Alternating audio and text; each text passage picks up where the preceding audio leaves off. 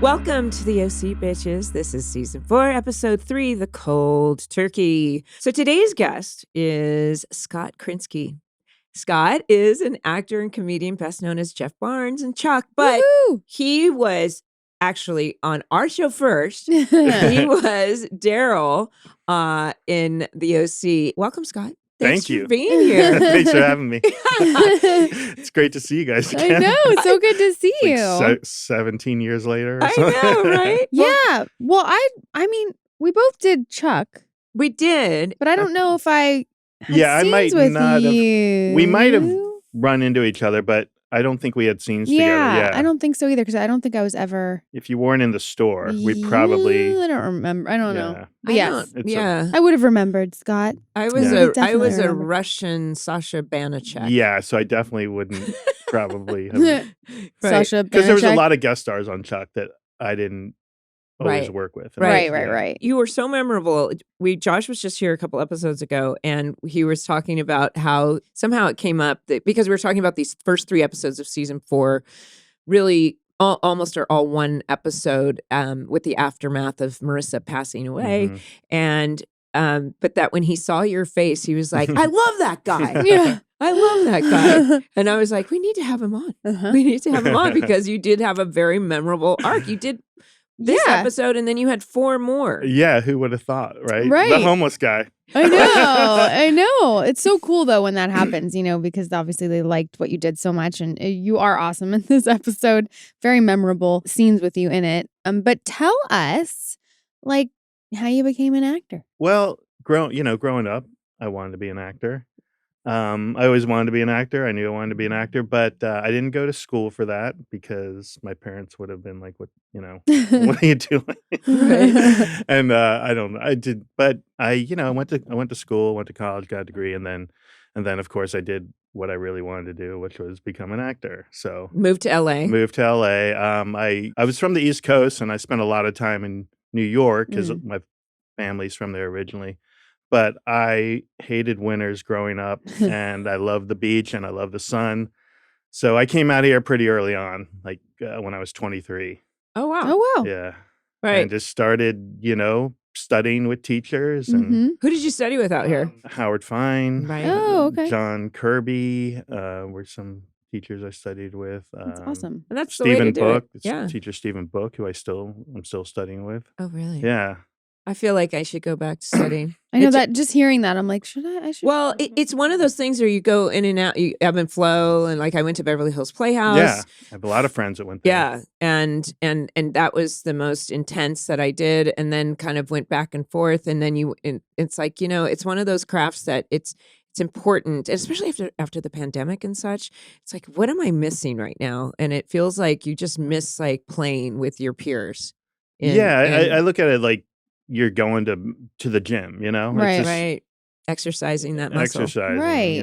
Totally. Yeah. So how did you get this job on the OC? Just an audition. Yeah. Right. I went in and auditioned with Patrick Rush, I love Patrick, and got the part. And it was only supposed to be 1 episode, So so tell us, so when something like that happens, because it is always one of those things that I've had a lot of success doing a role that either and then turned into, we were guest stars and it turned into a role, and that might be slightly different, but doing something that turns into a series regular, or where you get more episodes or you get an arc, because getting 5 more episodes where they decided they like you enough to do that. And that's one of those things, what you did on camera makes the writer inspired to bring you on. Yeah. Do you remember the other things that you do coming out?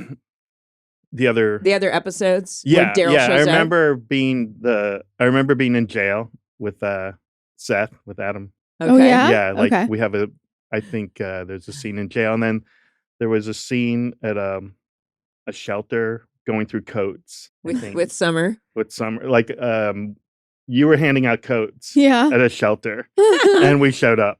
Right. Oh my gosh, that's so awesome. you're popping up a lot. And then the earthquake Right. at Okay. the second to last yeah. episode. Okay. It is? The earthquake's the second to last Yes. episode? Or I think it's a double, and then there's a Rachel it. never watched it. So No, but I do remember the earthquake, and I remember pancakes, and I remember they built this. We'll talk about it when we get to it, but I remember things from But that it was episode. funny because I was doing a lot of stand-up back then. Oh, yeah? And Wait, I want to talk about that a little bit.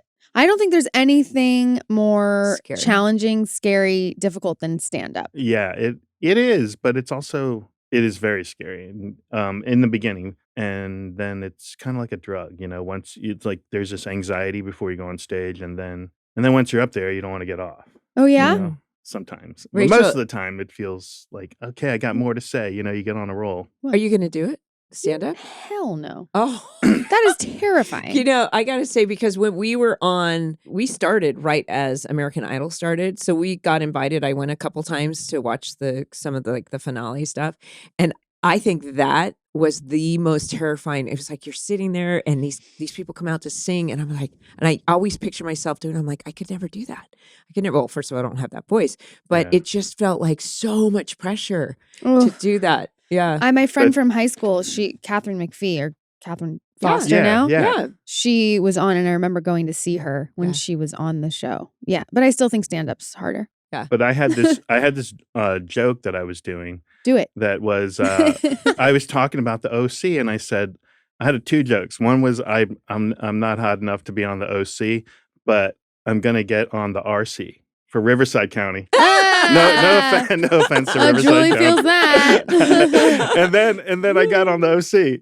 Oh, that was your joke Yeah. prior No, to the show? The joke was prior to getting cast. Oh my prior, God. like I had been doing these. I had another joke, like I could never be one of those Abercrombie and Fitch. You know how they used to have models Yeah. at the store when you walked in? I was like, but they might hire me for Mervyn's, and Chris Carmack was an Abercrombie model. He Wasn't was. Yeah. I remember like right after the Julie Luke storyline, I may have said this already. I was driving down Sunset Boulevard and I saw this billboard of him and I texted him and I took a picture and I was like, that's my boyfriend. That's my boyfriend That's up there. my boyfriend. That was a romance. Well, that's so cool and honestly so admirable that stand up and all of it. Yeah. But so this episode, Yeah, let's get into the episode. Yes. And we're going to we discussed the episode and you watched it last night and we're going to analyze what Yeah. these, as if these characters are real people. There's And we're a lot of subtext. These episodes meant a lot to me. It's been interesting to go through this end of season 3, and we've had a lot of emotion because obviously I'm a fan of the show. I like to watch it. But also there was a lot of personal emotions going on behind the scenes during all of this too. It was sad. like divorce? What are you talking Oh about? no, no, not quite yet. I wasn't divorced yet. Okay. But no, we knew the show was ending, Yeah. but it was, I think we discussed, it was painful to watch a character leave. And then, and then also because I was really committed to this storyline that they'd given me of this grieving mother that I didn't turn it off at night. I kind of kept it with me all the time. And I remember like Sally Field saying, if you want to be a good actor, you got to constantly do those little cuts to yourself emotionally to keep that emotion there. So I remember kind of living with it a lot. Oof. So this So, is the cold turkey. Yes, in the synopsis, as Thanksgiving approaches, Sandy is approached by the fugitive, Kevin Volchock, to negotiate a surrender for the car accident that unintentionally killed Marissa. Ryan finds out about Sandy's meeting with him and tries to take advantage to get his revenge against Volchock. Meanwhile, Seth agrees to let Taylor stay at the Cohen house while Kirsten encourages her to face her mother to reveal the truth about her stay in Paris. Also, bad girl Kaitlin meddles more in the conflict between Julie and Neil to cause more friction between them, while Summer also arrives back in town for Thanksgiving and is not pleased to see Taylor staying with the Cohens. Written by J.J. Philbin, directed by Michael Lang, original air date November 9th, 2006. Good speed Wow. Woo! talking. That was a God, lot. That that's- was a long synopsis. You know what? That is exactly what Summer's doing in this episode. She's talking like that. Am I? Yeah. Yeah, she Maybe does that's that. just me. Yeah. Maybe that's how I talk. No, you're Channeling. channeling Summer. Okay. Okay. So here we go. We are having some Thanksgiving and, we open on that Cohen home and Kirsten and Sandy are staring across the pool at the pool house and they're talking about how Ryan still hasn't spoken to anyone. They haven't spoken in days. And of course, again, since last episode, Ryan was on the phone with Julie and they were trying to find Volchok in Mexico. Once again, he's on the phone with her. And he's like, we haven't spoken in days. And she's like, I know. I'm not even invited to Thanksgiving.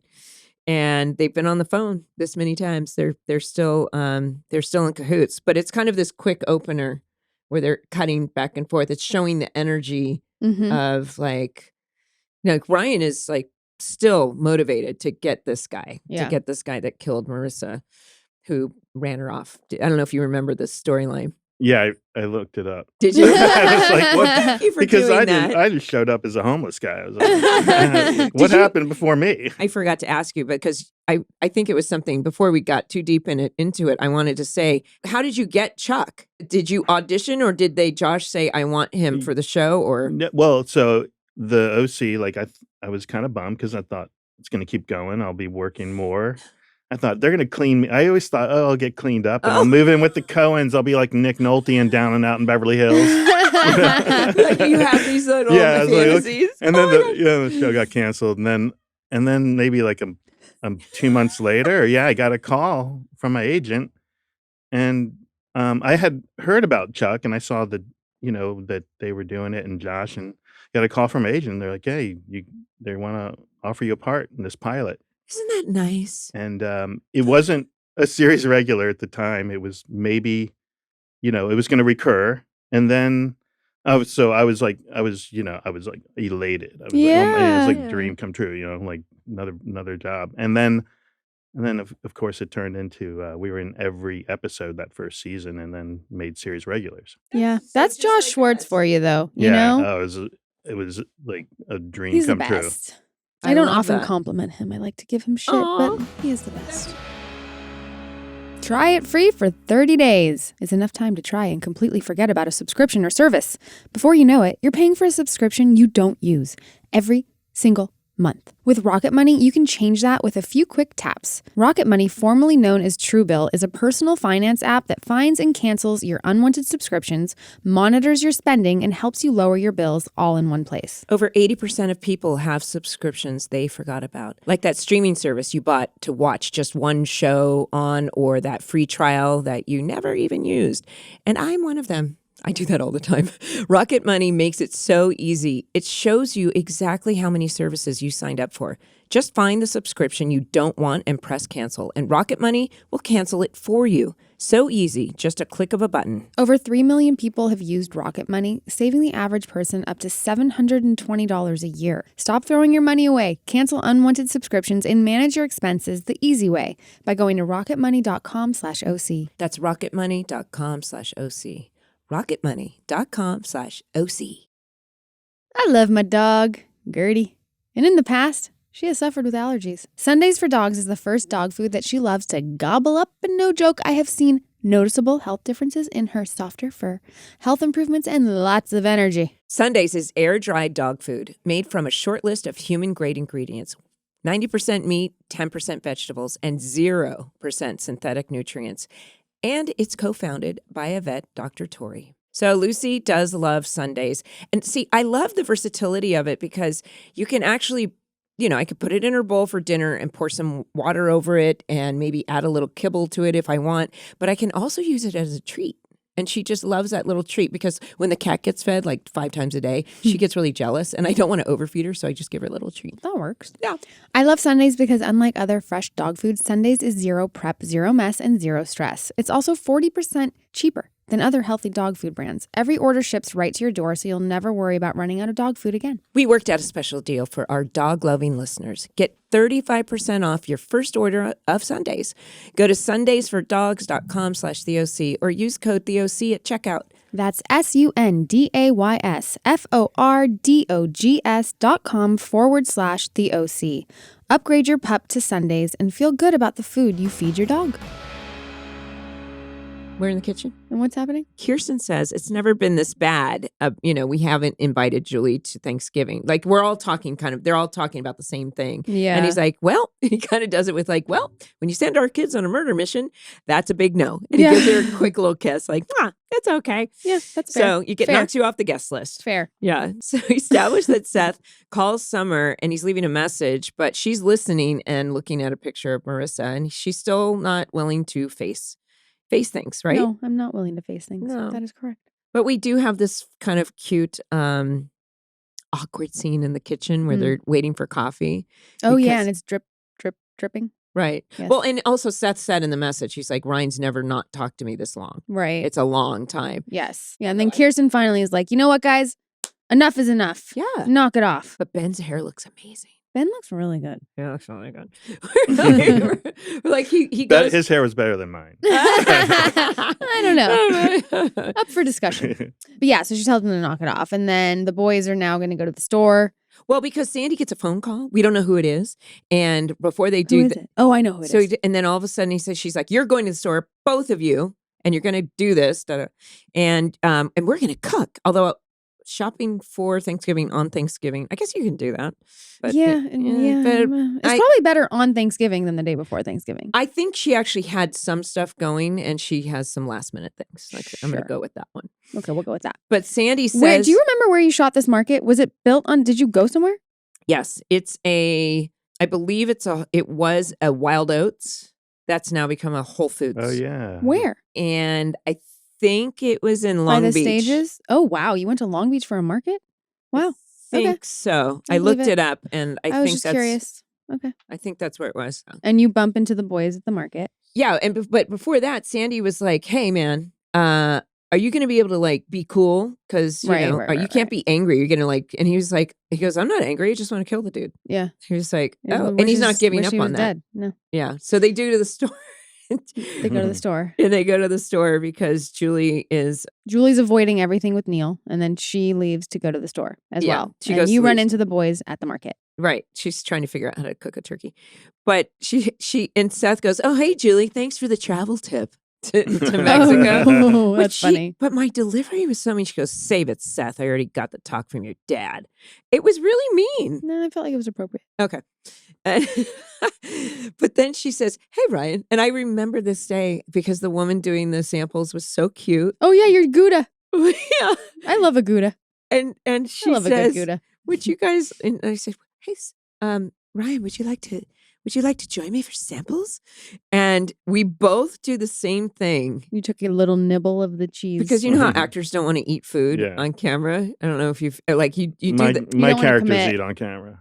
right. Because You Well- take it down. You take it yeah, all I down. don't have to look so pretty. Well, every once in a while you get excited about something that you get to eat. And then Yeah. you realize after the 20th take that was a bad mistake to establish eating that much because you have to keep doing it. Right. But we both Ben and I chose to do this thing.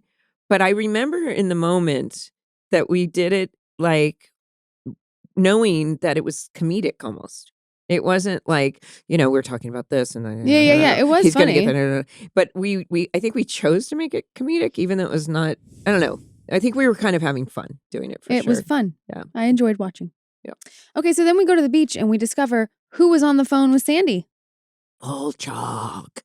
I really have a big issue with Sandy being Volchock's lawyer. Like, it's very, like, I get it on one end, and then the other side of it is like, dude, it's basically like Ryan's dad, father figure, representing this guy. And I understand why and all of that. But still, my reaction was like, that's kind of fucked up, man. Well, yeah. I mean, he goes to pick him up and he says, "God, man, because this is the first time we've seen this character.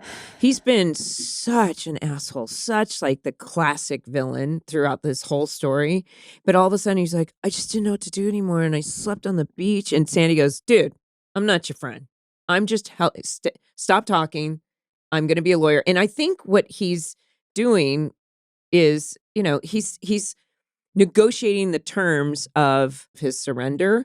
And it's also the same thing that Seth was doing. He wants to protect Ryan. Right. They just and want Ryan to get him ruin off his the life. street because you're protecting Ryan. He doesn't want Ryan to ruin his life. I get that. But still, when Ryan sees Sandy and Volchock like in the car together driving away, Ugh. can you imagine I mean, how I- pissed you would be? I feel the frustration I that do Ryan too. feels. I for do sure. too. Absolutely. I mean, he's on this like, I gotta go. I gotta get him. I gotta get Volchok. Yeah. But he's the reason his girlfriend was Yeah, killed. that's right. And so Ryan goes to a You're fight right, club. Scott. Yeah. You're right. I could see that. Yeah. Right. I mean, there are stories. They happen once in a while for, it's like this person assaulted my daughter or this person assaulted this or killed this or whatever. And people really do want revenge. It makes me feel better to have revenge. And I don't know. Everyone's trying to get Ryan to not do that. Right. Right? Anyway. Let's go back to the Cohen house where Seth walks into his room with a bagel. This is funny. It's hilarious. But Taylor Who pops out from under the bed? She's sleeping under his bed. Yeah, and he brings her a bagel. She's like, "That's not what I asked for. I wanted an omelet." Like she's becoming my favorite character. So funny. So funny. I love all of this. And then she makes a side comment about how we're hanging on by a thread, Seth and Summer, and then Seth, of course, his spidey tense. He's like, what? Spidey tenses. His spidey senses are tingling. Yes. He's like, why? What's going on? She's like, oh, nothing. You'll be okay. Because she knows that you guys are having. Right. Yeah. Having problems. And then we see Summer, who's like at the airport, but on the phone with her dad and is like, I can't, you know what? I can't come. Right. And Neil's like, I need you. Her dad needs her because of what's going on with him and Julie. It's a shit show over at the Roberts house. I need you. Have you ever tried to get out of a holiday? This reminds me. Every holiday. I totally tried. I was in the middle of shooting a series that I was just exhausted by. Like we'd shoot nights, and this is back in the 90s. And I remember I was supposed to fly back east to Indiana, and I was like, I was the morning of. I'm like, I didn't have it in me. And Ernie was like, "You're coming. Get on the plane." And I was like, "Yeah," but I was like, but sometimes when you're just like, I just don't want to do the holidays. Yeah, the traveling part. Yeah, the traveling part. Yeah, or the holidays. So, but she's got another reason. She's got another. She's got another reason. She doesn't want to do it. She doesn't want to deal. Yeah. And then cut back to Neil, who comes into Kaitlin's room. And what do we see? You guys, a Chinese crested, okay? These are the hairless dogs. I think they're I love dogs. I think these are disgusting. He was so sweet. Do you remember this little doggy? Oh, it's probably really sweet. I'm just kidding. I don't hate any animals. No, that dog was, I forgot about the dog. I know. Then what happens with the dog at the end. But no hair.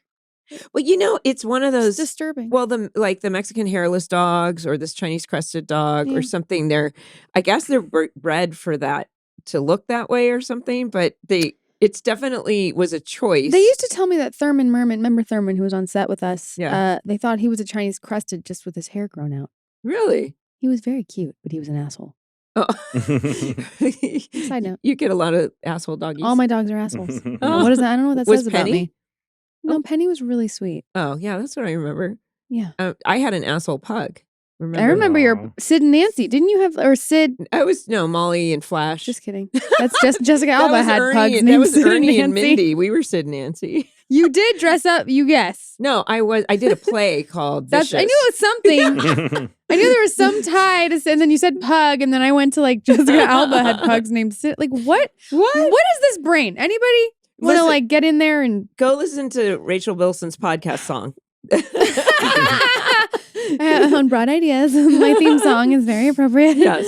Okay. Something in the side of that brain. Thank you, Leah. Oh, I know. Right. Oh my God. Anyways, back to the Chinese crested. It's a very funny exchange between Michael Nuri, such a great actor, and he comes in and he's like, really good in this episode. Yes. So like his frustration, he's in crazy land, and poor little Kaitlin, and she's like, look, does your mom know about this thing? She's like, no, it's invisible, like me. Like her sister just passed away, and Julie's not paying any attention to her because she's so wrapped up on this, mission to get Volchok, and she's sent Ryan on this thing.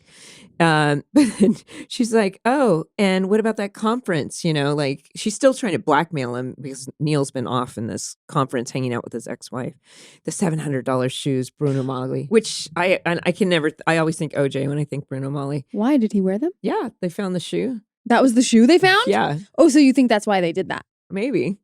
I don't know. I would think so. It's just it's a shoe that everyone should know because of that, I would think. I don't know. And they taste good. It's a good snack shoe. Oh, that's my gosh. But yeah, I just kept thinking like, how is Kaitlin doing? As I was watching the episode, I was like, I haven't paid any attention. I personally haven't paid any attention to Kaitlin. So, in my analysis. So, but Julie's on the phone with her private investigator, and that's when Neil walks in and he's trying to talk to her. This is when he's like, I need you to talk to me. And he takes her cell phone, and she was like, I know that feeling when someone takes your cell phone and you're like, I need my phone. That's what Julie was give me my phone. Yeah. Just like, fine. But you're avoiding and he's trying to get it out of you, and then you make another excuse. I'm going back to the store. Yep. That's when Kirsten sees Taylor in the kitchen. Oh, yeah. And she's eating the stuffing. and she's like, sorry. She's like, stop. I love Kelly's performance in this episode. I agree. Because she hasn't had a lot to do recently, but Yeah. she has to deal with Taylor Townsend. Yeah. She's like, I'll make you a plate of food. And she's like, in the kitchen, in the living room. And then she tells her all about Henri Michel and how well endowed he is. I know.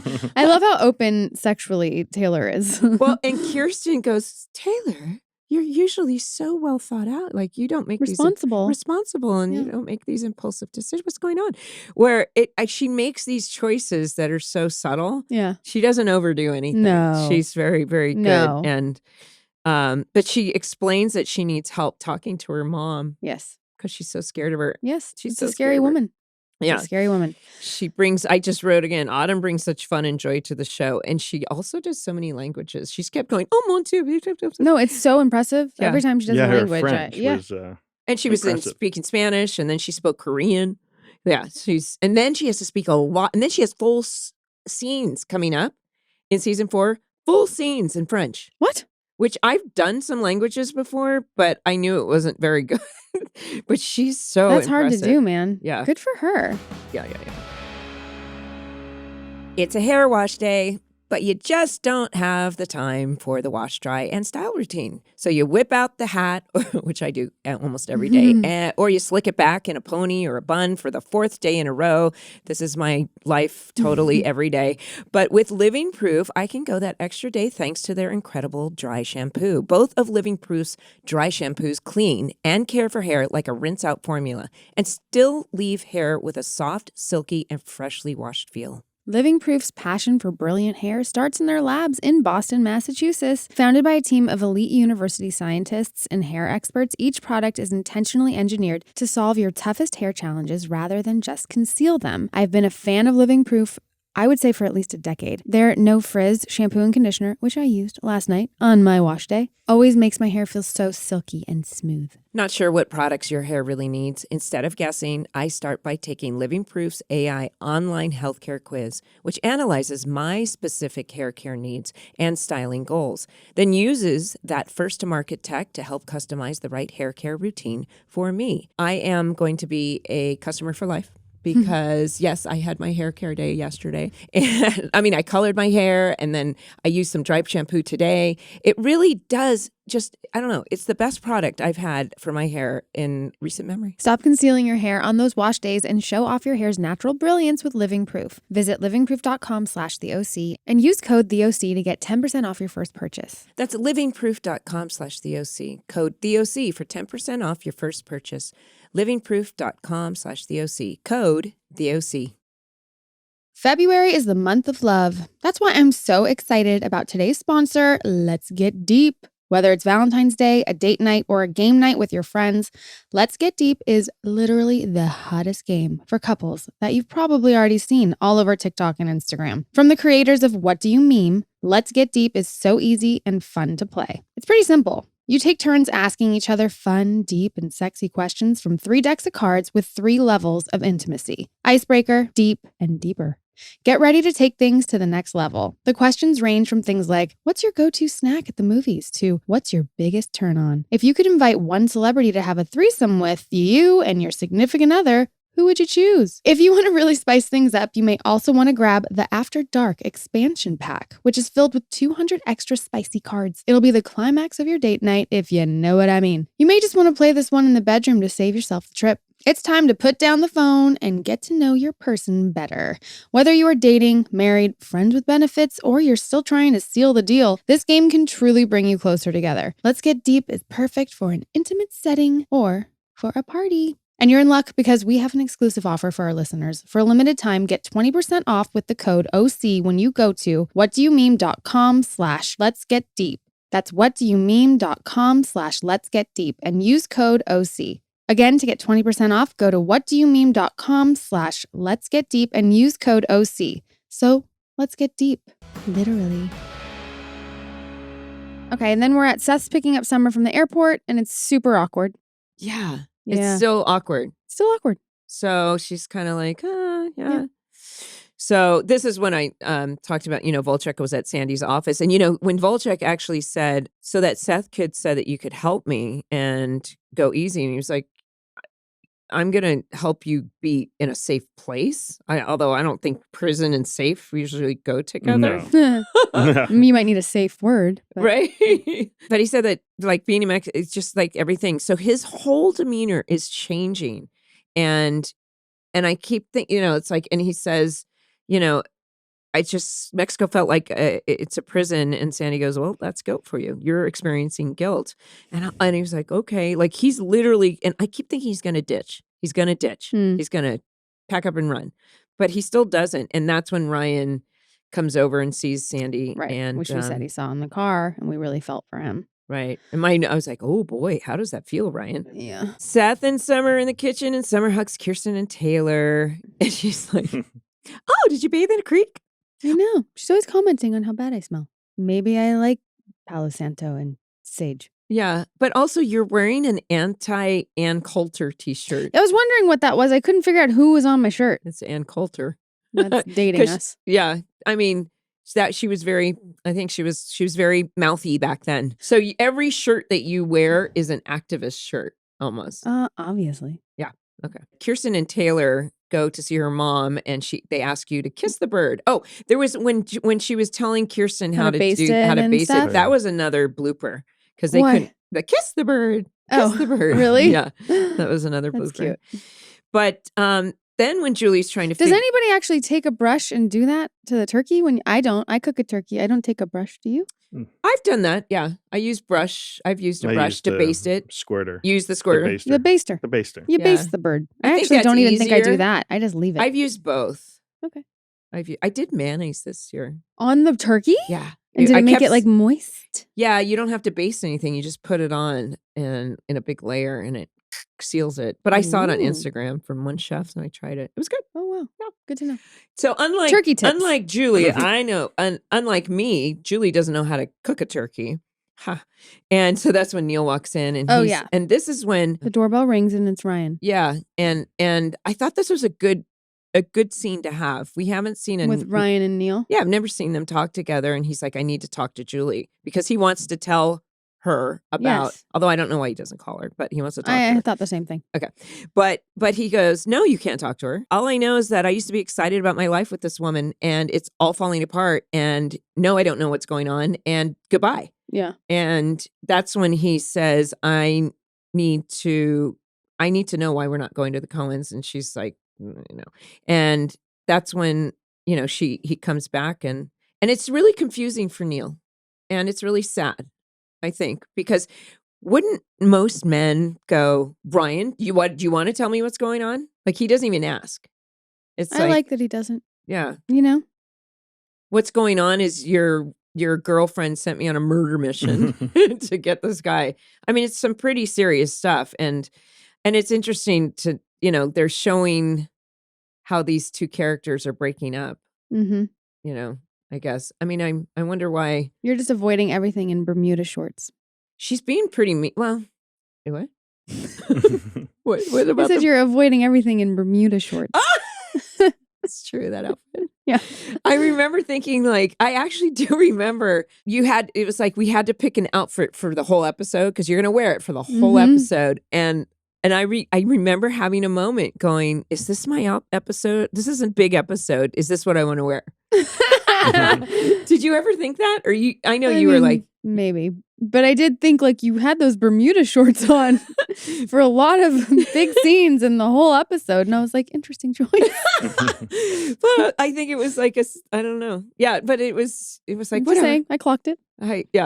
We chose that to be, I guess it was like, she's casual. She dressed for, it's a summer Thanksgiving in Newport. It's California. It is California, y'all. But did you wear, I mean, what I think would have been cuter was like like a little bit longer. Yeah. Just here's a fashion moment.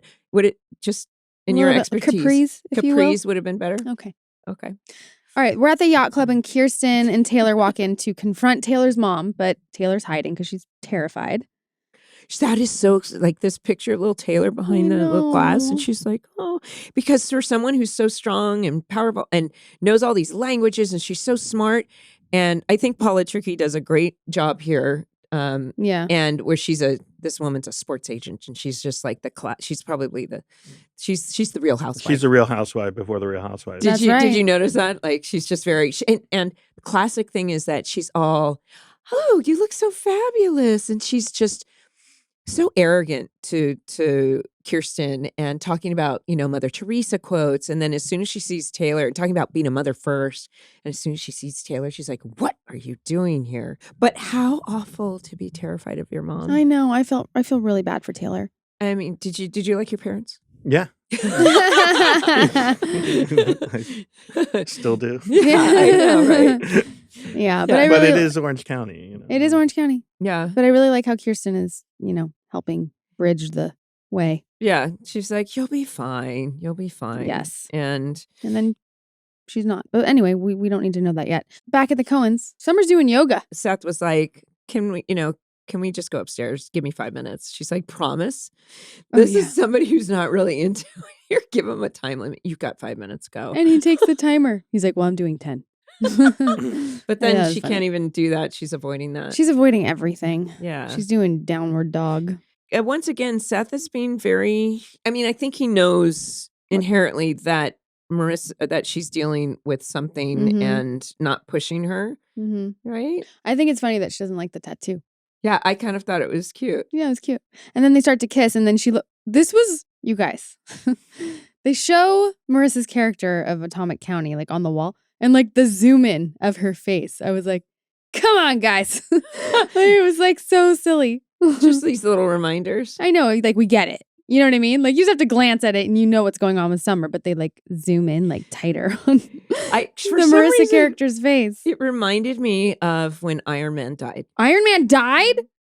Spoiler. Wait, like died in all the movies? Like he's not going to be back in another Downey one? Jr.? Does he come back? Do they have anything more? I mean, no. Yeah. He dies in Avengers? Sorry. But everybody can come back from the dead. That's so sad. In Avengers. Yes. So that's terrible. I was thinking because you see this like... How do they have Avengers without Iron Man? I know, right? I was trying to, because we've been doing these episodes of Marissa dying, and the audience reaction was so painful. People took it so personally that they were saying F off season 4. Like our ratings cut in half, even less than that. I mean, people were angry that she died. And it was like, I was trying to equate it with something that was really painful because I love Robert Downey Jr. and I love Iron this Man. Is bullshit. And so I was like, I think it's so painful, but it did serve these characters. But in that respect, I was like, so anyway, so she sees Cosmo Girl on the wall. And just when you're about to open up to Seth and you're about to say it and you can't. Now, it also brings up something like, everyone handles grief differently, and some people are more open to talking about things, and these characters clearly aren't. When you're doing yoga and she's in so much pain, she runs out and she starts talking about the Thanksgiving being a wasteful holiday and the homeless shelter. And that was the speech that was very impressive.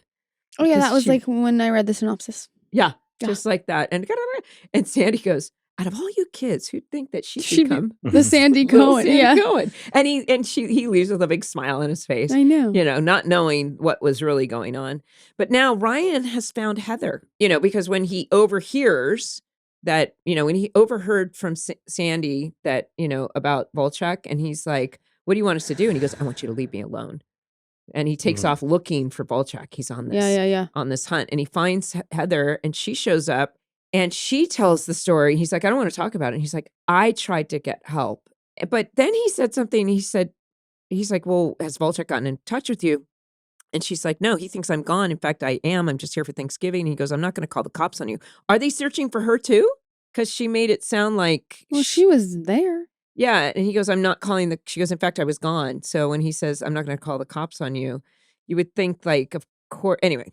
That was like that's a whole other storyline. Ryan probably has pictured in his mind these, like, that Volchok's off there just having his life, partying, he's living the good life. And she's like, by the way, he's not doing great. And he's like, I don't care. I still want to find him. Yeah. Right. He feels guilty. Yeah, well, and he's like, I don't care. I still have to find him. And he's pictured, like I said, I think he's pictured Volchok as, just this like emotionless villain, bad guy who was such a, he just deserves what he's going to get. And I don't think Ryan even knows what it's going to be when he meets him. Taylor sees Kirsten, and that's when she's like, so how'd it go? And she's like, she disowned me, and she's crying, and she tastes the mashed potatoes, and she's like, these are cardboard. Yeah. And they need cream. And that's when you guys show up with enter Scott Krinsky and his cronies. My crew. Your crew, man. My groupies. Yeah, your whole crew. So, and all you of a roll sudden, deep, my friend. apparently, you guys invite the unhoused, I guess is the correct term nowadays. Yes, the unhoused crew rolls in. And your first line is bathroom? Is yeah, it the bathroom? I need to use your bathroom. I need to use your bathroom. That's pretty great. Do you remember this day on set? Yeah, a little bit. When I was watching it came back to me. Right. Yeah. And then you have this funny, like later on, you have this where you're crossing as you guys are fixing up the living room. You have this funny thing where you just walk by Seth and go, ah. You didn't say anything. You just had this, I think that was I think I just improvised that. The old drive-by laugh is always a good one. So were the other, obviously these other guys, were they, I think if you have dialogue, obviously you're cast in an audition, but the other guys may have just been background. But there was one other guy. Yeah. One other guy had the dialogue. The other guy who's savage dog. Yeah, who ends up being the owner of the dog. Owner of the Chinese crested. Yeah. And I remember hilarious. I would see him at auditions. Oh, no way. And then I saw him. I think I remember it all came back to me. I saw him at a commercial audition or something sometime after that. And I told him that I was, recurring now. He's like, oh, they never called me. Oh, no, but he did a great job too. Yeah, great job. He was. So, but in this moment, it's funny as you all pass, and Kirsten's doing this like, oh God, like, and because you say I need to use the bathroom, and the other gentleman said, I'm next, and Seth hands you matches, and Kirsten. Yeah, the matches was funny. I forget. Kirsten's doing this, and of course Taylor goes, I used to volunteer at the Y and teach hygiene. Would you like me? Yes. And Kirsten literally looks at her and goes, yes. Like she's just like, and before that, when Sandy came in and said, honey, how you doing? She's like, I am dealing with Taylor Townsend. And she like, Kirsten usually doesn't lose it, but she's like having a hard time dealing with her. And it was like, so back in the car, Sandy's looking for Ryan. And that's when he calls Julie, and she's putting her turkey in. And he's like, so where's Ryan? She's like, I don't know. He told me to stay away from him. He's like, come on. You're telling me he didn't call you and tell you that Volchok's in custody? And she just like she goes white. Yeah. And I remember this and I remember seeing the script, and a lot of times the script it's written like Julie's freaking out. And I remember going, how do you do this so that it's not like total, like Julie's like always walking a line of kind of overacting and being bigger than life and then making it real. And I was like, I want this to be real, even though she's kind of freaking out. And this is where I realized this is the cold turkey for at least for my character, that she's got this obsession. She's thinking about it 24/7, and all of a sudden it's cut off. What does she do? She now has to actually feel. And the next thing you know, she turns and Kaitlin's like, Mom, are you okay? And she's like, to be left alone with my thoughts? No, I'm not. Do you want to lie down? No, I'm not okay. And she's like, fine. And that totally reminded me of CG. Like if I was ever having a moment, she's like, whatever, Mom. Yeah. And, because, I've had some moments. We all do. Yeah. And then she's like, she's having a meltdown. And that's when Neil is like, come on, do this. And then Julie, classic, doesn't know what to do with herself, is angry, just becomes the worst possible version of herself, where I'm going to kill that dog if you don't get him out of here. And she chases after her. And Kaitlin's like, they don't hate me, Mom, just you. And the next thing you know, she's trying to get her keys. And Neil it was a lot of bloopers in here, by the way. But Neil is like, Julie, stop. She's like, you know what? When I get back, I need you to be out of the house. I know. He's like, it's my house. We'll see about that. Yeah. But I do remember it being like, in so many ways, it's really realistic, that Yeah. that people, like, the one thing, it's really over. Like, oh my gosh, I can't go after this guy anymore, and I've pictured this thing that I have to, like, trying to control this outcome, and it's never going to happen. He's in custody, so she loses it. In the meantime, they were I shouldn't go on without how they were splicing it between what was going on with Summer. Right. So we were going, Julie and Summer Julie and Summer are both dealing with exact same similar, thing. things and just acting insane because they're not really dealing with their feelings. And Summer is going off, and finally Seth calls it out because she's like, and I used to go with my best friend and and he's like, this is what this is all about. And then Summer just like leaves. She just can't Right. deal. Right. No, and it was they She were goes doing to her very dad. similar things, and it was well edited that way. I think Yeah. that's an interesting way to tell the story. I guess she leaves, but she comes back and She comes to the house and Julie's she's there. made a turkey Yeah. and she's got food in front The of her and whole she's done the whole meal. thing, but it was an interesting thing that she's just sitting there like crying. Yeah. And they haven't done this yet because they haven't seen each other. I know. I cried. I sit down and I take your hand and Where's everyone? Gone. yeah. And we can't keep doing this. I cried. Oh. It was very sad. It was sad. It was very sad. Did you cry? I did.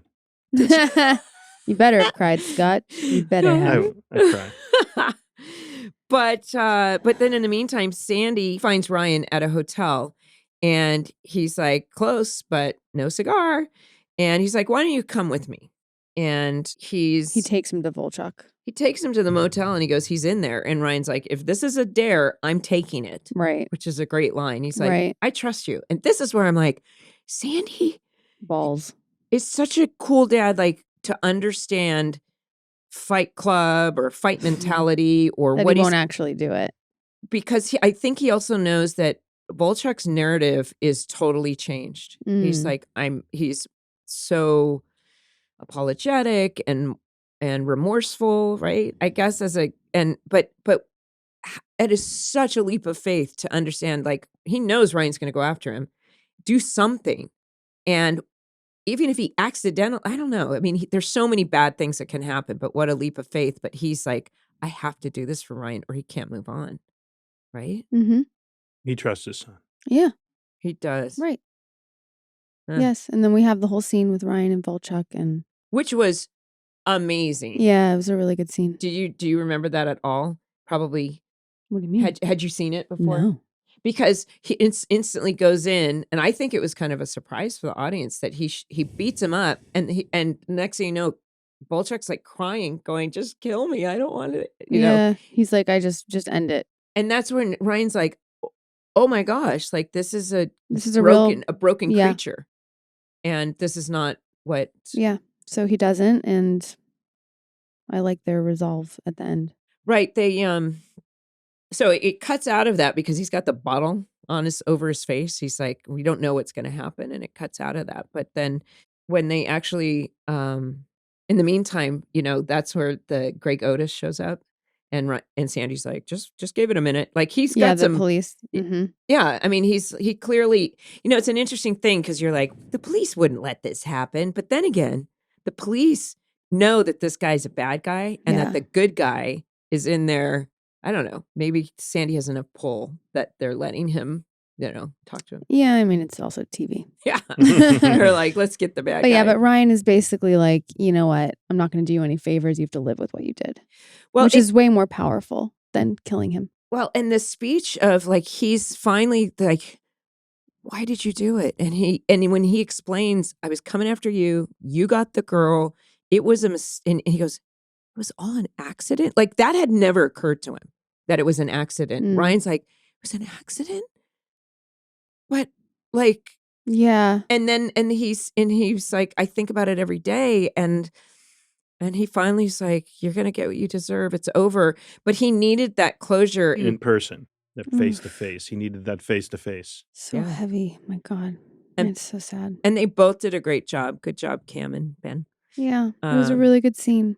And that wraps up the Volchok saga. Well, and then when he walked out and Sandy goes, are you hungry? He goes, starving. Like it was like an immediate, like, I'm good. They're going to go to Thanksgiving dinner. Yeah. But now we're back at the airport where Summer's leaving, and she's leaving Seth a voicemail, and she's finally being vulnerable and open, and is like, I miss my friend. I miss my friend. I just started. I don't know. I think I'm just emotional today. You guys, I'm hungover. And then my dear dad, says that he's moving to Seattle and he's been offered a job at a wonderfully quirky hospital called Seattle Grace. Because they were killing us in the ratings. Oh, yeah. I noticed that. Yeah, Seattle Grace. It was a funny little plug. And then you know what? I take a later flight. And where do we have Thanksgiving? Chili's. I'm not mad at that, by the way. You know, I don't know if I've ever eaten in a Chili's. They're everywhere. So Let me I ask looked you up the something. menu last night. Is Chili's the Awesome Blossom or is that Applebee's? Or Bennigan's. It's Chili's? Or No, or- Outback Steakhouse Is does the Awesome Blossom? I think so. They have Well, the whatever. Chili's, I always bloomin' onion. The bloomin' onion. bloomin' Well, onion. so someone has a bloomin', someone has That's a an awesome. Awesome Blossom. I feel like all of them have it, just with different names. But if for people who don't know, if you're around the world, Chili's is Awesome Blossom.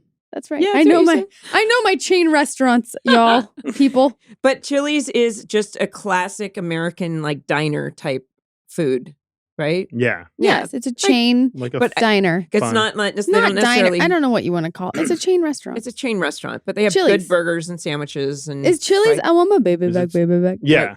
Yeah. That would, You Are they guys, still I don't know around, what this though? Are they says still about around? me. Be back ribs. I don't know Welcome if Chili's in. still around, but there's like one Coco's left. No, there's definitely Chili's around. like Fridays. They were all the same. TGI. TGI Fried. Yeah, I love Red Fridays. Robin. You guys, you're speaking my language right now. Okay, sorry. Anyway. I used to love Sizzler. Anyway, Oh, the garlic bread in the buffet. Sizzler in the and buffet. Sizzler. Yeah. So many of those restaurants closed during the pandemic. Soup Plantation. That Soup You are Plantation. hitting a very sore spot for me, Yes. Scott. That is my absolute favorite I love it. restaurant That's my in the 90s world. restaurant. No, in the 90s when I moved here. Yes, Yeah. the one near the Beverly Center. Yeah, the Beverly Connection. Yeah. Yeah, I used to go. My Very- great grandmother, when she was in her retirement home, was right by that soup plantation. And we would go all the time. The blueberry muffin at soup plantation. I love the corn muffin. The corn cornbread. muffin is great. It's And you gone. eat all this salad and you think you're It's being all you really can eat healthy, salad. but then you ate everything else. Everything else. One of the last restaurants I went to before lockdown was a soup plantation. I got it in, guys. Yeah, I think they all closed, didn't They they? all they they're did. done. They're Yeah. gone. I've been mourning this. This is my grief. They the had soup like a plantation. 30-year run or more, More. probably. It's very disappointing. I'm very upset. You really brought up a sore spot. But anyway, yeah, they go to Chili's. We go to They Chili's. decide to have Thanksgiving at Chili's, Yes. and then Back so at the Cohens, the doorbell rings. But what's funny is Sandy comes in and he goes, Kirsten, who are the gentlemen sitting at the table? Yeah. And then they sit down, and that's when now there's a bunch of bloopers here of when you go past the gravy. Ben could not stop laughing. Really? For some reason. Do you remember this at all? Kind of vaguely, yeah. He was belly laughing. It was because there was a lot of like, the cameras are going to roll and we just need some footage of you guys passing everything. And he couldn't stop laughing. Oh my gosh. And then they have this whole exchange between like, and he was like, I am 90% sure that's my dog. And she's like, this is little Julie. And he's like, Savage. And then he called her name. They called the dog's name. Yeah. Savage. Yeah. Yeah. And then one of my favorite moments of the whole episode is Taylor going, the Lord giveth and taketh away. And she starts going on this rant about religious this and that, and it just sticks in my brain. And Kaitlin goes, you are a totally freak or whatever. You're a freak. And it's awesome. I'm watching with subtitles and the subtitles say, you are totally effed up. For some reason, they didn't say freak, but they called her effed up. That's funny. But then we get a doorbell ring, and here we have A tearful Julie. Yeah, I Yeah. remember I've been crying a lot, and I had a severe headache. You know, like the headache crying. Yeah. But you apologize like genuinely for the first time in probably Julie's life. She's like, he goes, "Hey, Julie," and he instantly goes, "We're having Thanksgiving." She's like, "I'm sorry." And he's like, "Never heard that." And she's like, "I don't think I ever meant it," Yeah. which is a very real moment. So Yeah, I liked it. they invite her to sit They invite her. down. And then the Alexi Murdoch song, All My Days. That's such a good song. And it so reminds me of this show. Right. It starts playing. So she nods to Ryan and says, "Tell me about her." And he's like, yeah, "What?" they go to the pool house and you ask Ryan to tell you about your daughter. Yeah. And now I've talked about this and how it was, my final close up was at 2 a.m. after everybody had left and everything. But what's interesting to me is that I really hand it to Julie because now she's actually grieving instead of getting revenge, and there's nothing else there to do, Right. except there's nothing they can do. So once again, you've got this cold turkey thing. But what she does is what she should have done, and is tell me about her. And then Ryan starts talking about her, and they smile and they remember her. And I thought it was funny though. He's like, I thought she was so hot, Which is to what her makes her mom. laugh. Yeah, it makes her laugh. And that's what I think that's a really important healing thing. And Julie has that intuition of, I mean, if there's anybody out there grieving for a loved one, what I found when our friend passed and when we were teenagers, unlike what Julie did, the parents rallied around us. They actually brought us together, and we all sat down and shared stories. Some kids participated, some didn't. But that's what a healthy parent would do. But now she's finally doing it. And it's important to remember the beautiful things. Right. And so now we can see that closure of, and Summer had a little bit of it. She's got a little more of a journey ahead of her. You're going to see, right? Yes. Or but now it's the beginning of not being in a revengeful place. Right. And so, because Julie's a strong woman, she survived so many things. And now, but she needed to hear that, and it was kind of sweet to see them together. It was. Yeah. I liked how it ended. Yeah. And that's the end of the episode. That is the end of the episode. But now, Scott, we've got a little rapid fire for you. Oh, yeah. Give it to me. Yeah. All right. Are you ready? Just Yes. Either or. Either or. Don't look. Oh. Okay. Turkey or ham? Turkey. Geek Squad or Nerd Herd? Nerd herd. Ooh. Come on. Cat or dog? I'm a dog. I got a dog. I'm a dog. I'm a dog. I'm a dog person. Pumpkin pie or pecan pie? Pecan. Oh. The OC or Chuck? It's okay. It's a draw. Come No. on. You couldn't have one without the other. That's how You this couldn't works. have one without the So other. you couldn't have one. I couldn't, Even your job wouldn't be. You I wouldn't have been couldn't- on Chuck. I You couldn't wouldn't have have had Chuck Chuck if I didn't have without the the OC. Right. Okay, so it's the OC. We got the answer. Thank you so much, Scott. Thank you for hanging playing out for the along cold and, turkey. Yeah, and Yeah. hanging out. Are you still doing stand-up? Yeah, off and on. Yeah. Yeah. Go in and out. It's like Whenever you're motivated. sometimes you're like over it, and then you get back on because, like I said, it's like a drug sometimes. Yeah, I get right, that. That's right. so cool. Or if you come up with material, you always have to practice it. Yeah, right? you gotta have a place to perform it. That's Yeah, right. yeah. Your outlet. Well, that was now from this point on, things get a little crazier. I'm excited. Yeah, I'm looking it's going forward to be to a it. little bit. We can leave behind some of. I mean, there's still some very emotional moments coming up, but that was kind of it. Some more Daryll moments. Some more Daryll moments. Yeah. are Looking coming forward up. to it. Looking Right, forward to right. it. We'll make sure we highlight and go, "Hi, Daryll." And Yeah. then Daryll got cleaned up, and he got a new identity, and he got a new job at a That's Buy right. More. Wait, On Chuck. was your name Daryl on Daryll. Chuck? No, it was Daryl on the OC. But not on Chuck. No, Oh, Jeff. That would have been awesome. But I said he got cleaned up. He Wouldn't got that be a cool, new though? identity. If Yeah, they if were they like, just "Nope, said, no, he's Daryl and he's got a job got now. a job and, now. It was the same guy. You know, This that would have character, been. yeah. I think they should go back and loop it all and change your name because I feel like I like that story better. Oh, very good. Thank you, everyone, so much for listening. Follow, rate, and review. Welcome to the OC Bitches, wherever you listen to your podcasts. And if you like to watch us, check it out on YouTube. And you can now listen to bonus features as well as Season 1 and Season 2 of the OC Bitches on Cast Plus. Say that again. Watch Season 1 and 2 of the OC Bitches on Cast Plus. Bye, bitches. Bye. Bye. Welcome to the OC Bitches is brought to you by Cast Media. Executive produced by Colin Thompson, Harris Lane, produced by Katie Curtright, Edited by Parker Flores and our technical engineers, Travis Holden and Dustin Park.